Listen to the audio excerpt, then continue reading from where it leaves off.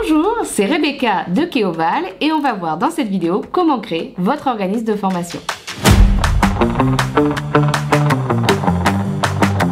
Avant toute chose, vous devez voir comment vous allez monter votre entreprise car un centre de formation reste avant tout une entreprise. Pour ça, vous allez du coup en premier lieu définir votre projet et la structure juridique choisie. Les CCI, Chambres des commerces et d'industrie, peuvent vous aider dans vos démarches, ainsi que l'initiative Occitanie, si vous êtes de la région. Au niveau du statut juridique, cela va dépendre de différents éléments, dont le nombre de personnes impliquées dans votre projet.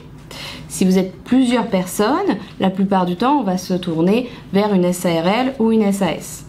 Si vous êtes seul à monter ce projet, vous allez possiblement vous tourner sur une URL ou une SASU. Deuxième étape, vous allez devoir rédiger votre business plan. C'est une étape indispensable pour déterminer l'équilibre financier de votre projet, déterminer vos objectifs et pour faire une demande de financement. Pour toute demande de financement, ils vous demanderont toujours votre business plan. Plus il est complet, plus il donne envie, plus vous aurez des possibilités de financement. Troisième étape, le financement de votre projet, comme dans n'importe quel projet. On retrouve trois possibilités: personnel, un emprunt ou un appel de fonds. Sachez que si vous êtes en recherche d'emploi, vous pouvez bénéficier de l'ACRE, aide à la création de l'entreprise ou à la reprise d'entreprise. Cela vous permet d'être exonéré pendant 1 an de charges sociales et d'avoir le versement de 45% de vos droits en une fois, ce qui vous aide du coup à obtenir des fonds pour la création. Un emprunt, ça va être sur n'importe quelle banque via votre business plan ou un appel de fonds avec des actionnaires. Quatrième étape, vous lancez votre entreprise. Vous commencez les démarches de création de votre entreprise. Pour ça, vous pouvez vous faire accompagner par exemple la CCI, comme on disait au démarrage, la Chambre de commerce et d'industrie, par des formations. On retrouve pas mal de formations à l'aide à la création d'entreprise ou encore par un cabinet comptable qui peut vous aider, vous accompagner dans la création d'entreprise. Il peut aussi du coup vous conseiller par exemple sur les choix de structure juridique. Cinquième point, ça y est, c'est parti, vous lancez votre entreprise. Attention, quand vous vendez des prestations de formation, vous devez respecter un certain nombre de règles administratives. Premier point, vous devez établir des programmes. Sur ces programmes de formation, vous devez indiquer le contenu, détailler en séquence les objectifs, les prérequis et le public visé, ainsi que les modalités. Vous devez, par client et formation, créer un document de convention qui permet de contractualiser la formation ou les formations avec votre client. Vous allez aussi devoir donner à chacun des stagiaires un document de convocation qui va indiquer le nom de la formation, le lieu, les dates, en fait l'ensemble des éléments qui va permettre aux stagiaires de se rendre, de participer à la formation. Vous allez aussi devoir faire des documents d'émargement qui permet de prouver la présence de chacun des stagiaires. C'est souvent un émargement de papier où on fait signer, ou électronique, on fait signer chaque stagiaire par demi-journée.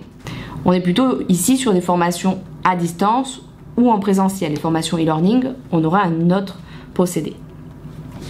À la fin de la formation, vous allez à chaque stagiaire devoir leur faire une attestation qui va permettre d'indiquer les acquis ou non acquis par objectif de la formation. Et à la fin, envoyez votre facture comme n'importe quelle entreprise. Sixième étape, vous allez devoir faire votre demande de numéro de déclaration d'activité.